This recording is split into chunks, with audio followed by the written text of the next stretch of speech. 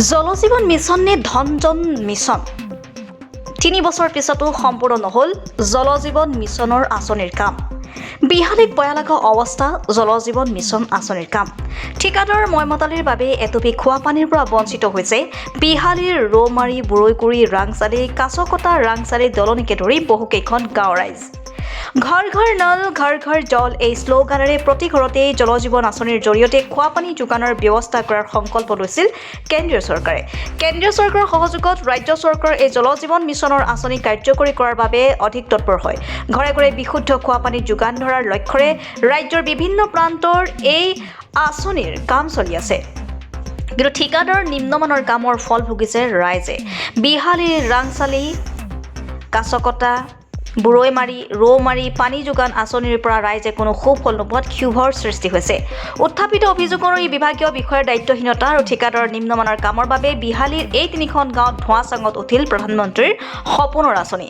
বিহালীৰ ৰাংচালি, কাছকটা, ৰাংচালি, দলনি আৰু ৰৌমাৰী, বুৰৈগুৰি এই 3খন গাঁৱৰ জলজীৱন মিছন ঠিকা লাভ কৰিছিল বিহালী বেৰেটি কোলাগুৰিত অৱস্থিত কাজিৰঙা চাহ উদ্যোগৰ স্বত্বাধিকাৰীজনে।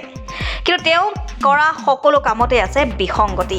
3 বছৰে ৱাটাৰ চাপ্লাইটো আমাৰ ইয়াত বুৰৈগুৰি গাঁৱত বহিছিলে বা বনাইছিলে।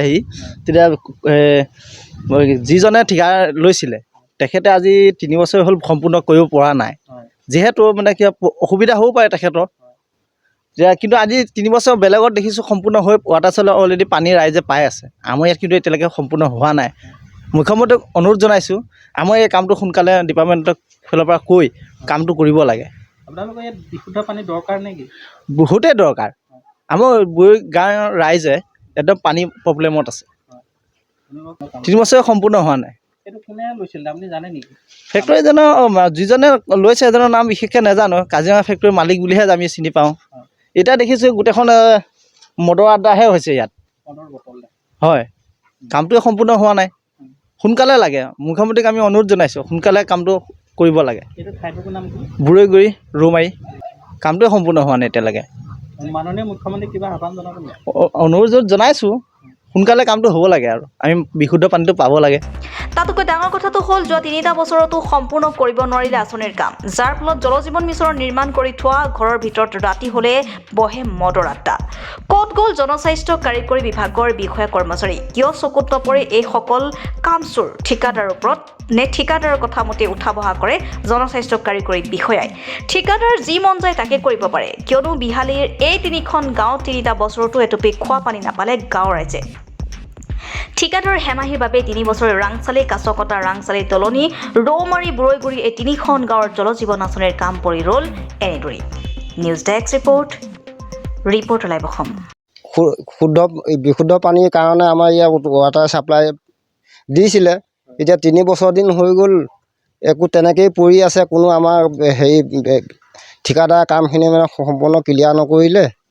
তাকে এতিয়া চৰকাৰে মানে কি ঠিকাদাৰ মানে কৰিলে পঠিয়ালে, কামখিনি কৰা নাই। তাৰ ঠিকাদাৰক মানে বিহিত ব্যৱস্থা দি পিনে কামখিনি আগুৱাই নিব পাৰে যেন তাকে কামনা কৰি আছোঁ।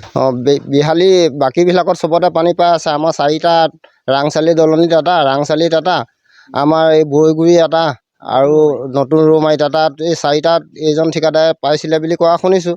কিন্তু কামখিনি ক্লিয়াৰ হোৱা নাই।